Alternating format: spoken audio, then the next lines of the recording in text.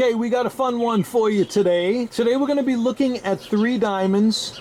We're going to be looking at 2 renditions of the August Vintage European cut that I've invented. This first one is one that we've coined the August Vintage Daisy, and it's simply because the optical patterning under the table resembles more closely a daisy flower.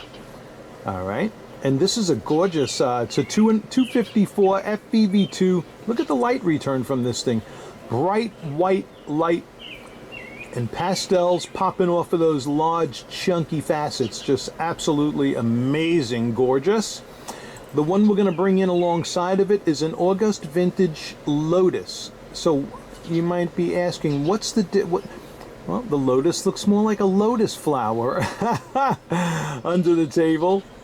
All right, this is when we're making the comparisons, and we are splitting hairs here because I'm going to be honest, these are 2 spectacular old European cuts. So in the world of old European cuts, I can tell you without any hesitation, you're looking at the most beautiful old European cuts when it comes to light performance.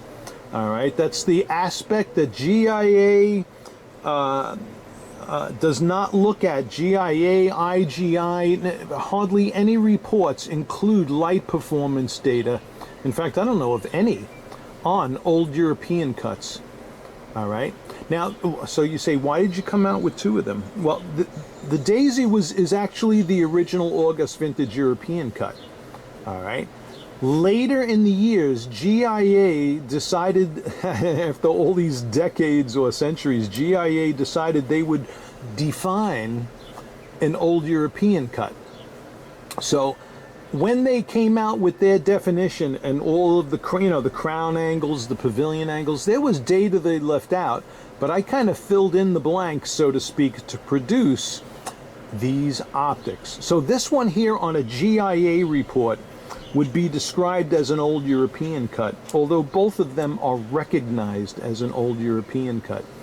The thing that disqualifies this one from being an old European cut is the crown angles are less than 40 degrees, whereas this one, I don't cut these unless they have a minimum of a 40-degree crown angle. But then again, you got to couple it with the right pavilion angle and table size and anything to get these optics. So both of them are gorgeous. You could flip a coin, I mean, they're that good. All right, so these are the 2 we're looking at, and we're looking at them. It's a nice cloudy day here in New York. This is the perfect conditions for looking at the optics of brightness and contrast in diamonds in general. All right, so I'm going to leave these 2 out here for a second. I'm going to stop and restart the video, and we're going to bring an August Vintage Old Mine Brilliant into the equation, because it is a cross between an August Vintage European cut and an August Vintage cushion. All right, so hold on. Let me turn this off and grab that. Okay. So I thought I'd include the August Vintage Old Mine Brilliant. You can see here it's on the left. The August Vintage Old Mine Brilliant, well, let me just tell you this. We carry the August Vintage Cushion, which has unparalleled light performance. And we have the August Vintage European cuts, and now, Lotus and Daisy varieties. People always want what you don't have. Right? So, I kept getting requests from people saying, can you cut something that's in between the August Vintage Cushion and the August Vintage European cut? And that's how we came out with the August Vintage Old Mine Brilliant. All right. We took what we saw as some of the most beautiful models in old mine cuts, and we re-engineered it from the ground up to look how beautiful this is. You won't. I'm just going to tell you. I've looked at old mine brilliant cuts for over 3 decades in the business, and rarely have I seen anything that even comes close to this. So it's a rarity also. It's technically shaped as described as a cushion on the lab reports. but it's a rounded cushion. All right. As you can see, the circumference of the August Vintage European cut, you know, that's maybe one of the caveats of the Old Mine Brilliant, and also other fancy shapes as well. They don't generally have the spread of a round. But it's not like, oh my gosh, here's the small diamond, here's the large diamond either. You know, they're both very darn close.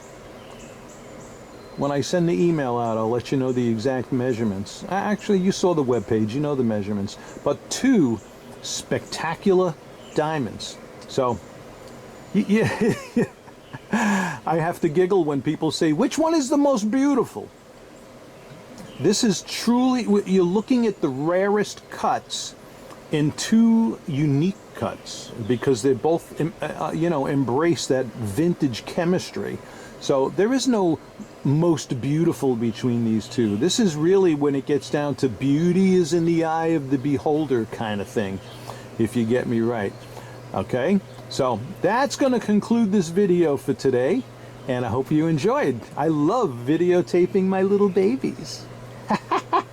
They're gorgeous. All right, off to the races, and then we're going to send this off to the client who wanted to see this comparison too. All right, there we go. Thank you. Hit subscribe.